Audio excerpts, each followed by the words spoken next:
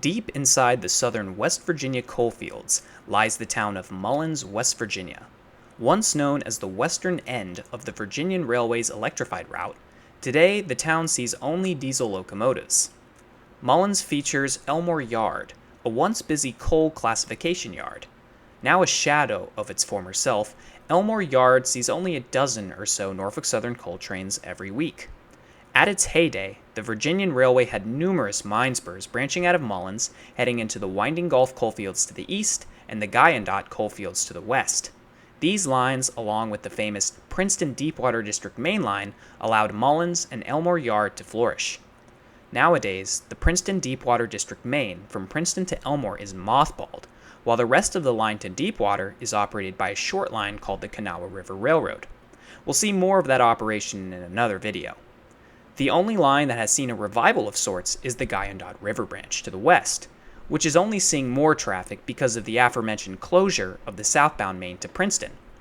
Today's video will focus on the operations of the ex-Virginian Winding Gulf branch, which runs out of Elmore Yard through Gulf Junction towards the city of Beckley.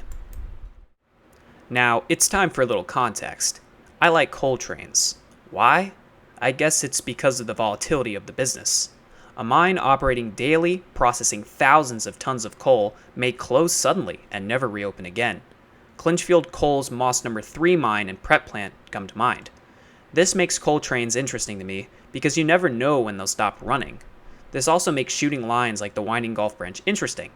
That was the main motivator for this trip out to Mullens, but it's also nice to escape the suburban sprawl now and then. So, what mines still service the Winding Gulf branch? Well, there's currently only one active mine, United Coal Company's Affinity Prep Plant in Sophia, West Virginia, just outside of Beckley. One other prep plant sits idle along the line known as the East Gulf Plant in East Gulf, West Virginia. This plant has been closed for a few years now and is also owned by United Coal. Picture this. It's the morning of July 9th, 2024. I have my BC 125AT ham radio on full volume so I don't miss any updates, and I hear on the radio that a Norfolk Southern mine run, symbol U87, is preparing to depart Elmore for the Affinity Prep Plant via the Winding Gulf branch. Since I'm Mr. Coltrane, I'm super excited to hear this news.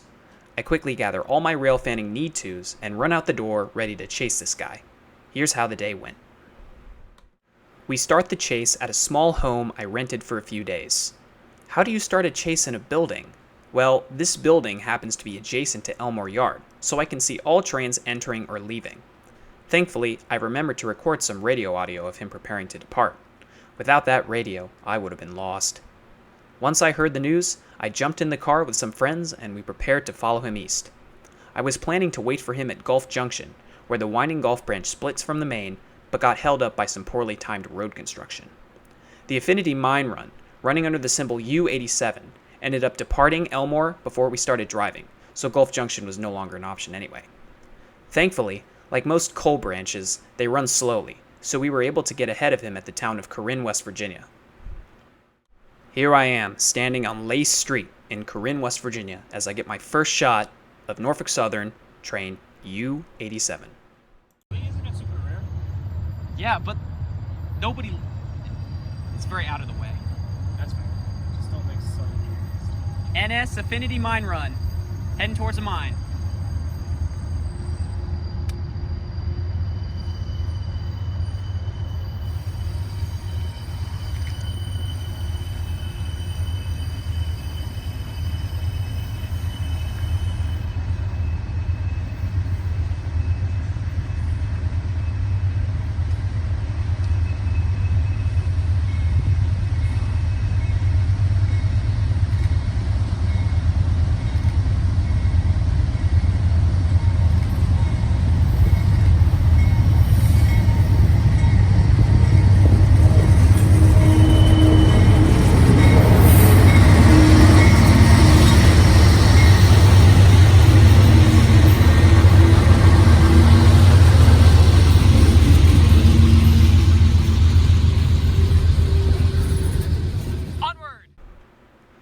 Next, we followed him to a spot just west of Allen Junction, West Virginia, where the branch parallels the aptly named Railroad Drive.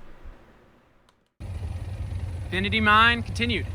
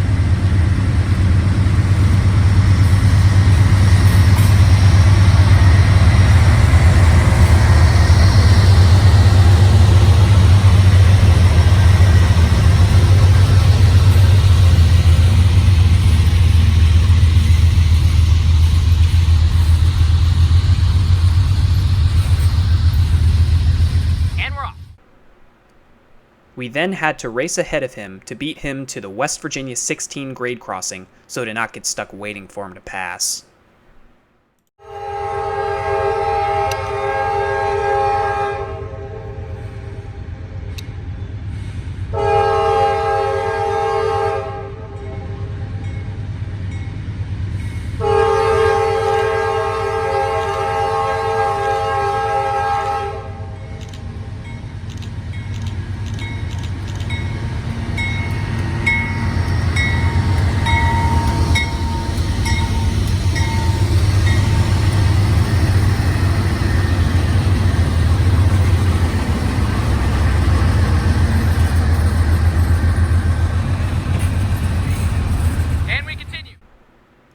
The next spot was the curve at Iroquois, West Virginia, the former location of the Iroquois Coal Company.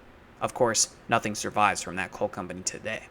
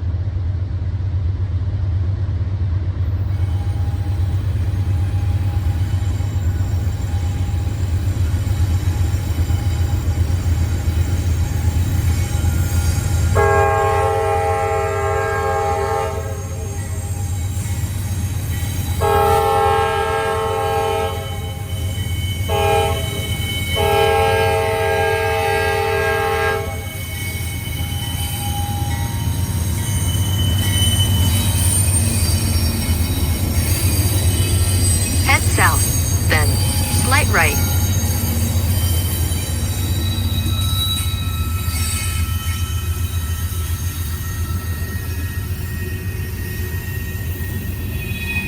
And we continue. The last spot we chased him to was the West Virginia 16 crossing at Stevenson.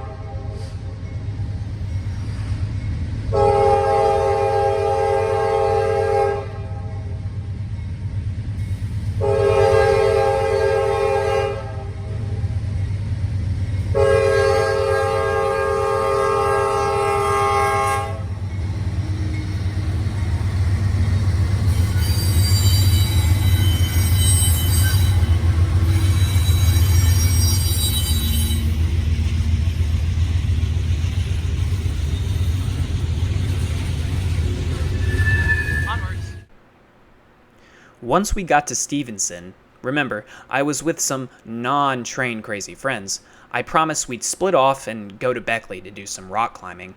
So yeah, a relatively short chase, but to be able to see a train on the winding Gulf Branch in this day and age was special. The Affinity Mining Complex appeared to be operating full steam ahead on that day, July 9th, 2024, but will it be next year? How about in 5? That right there is what motivates me to go out and shoot trains. I guess this is a part 1 of my trip to Mullens, so stay on the edge of your seats for part 2, because that's going to be a good video. Anyway, until next time, CTG6, out.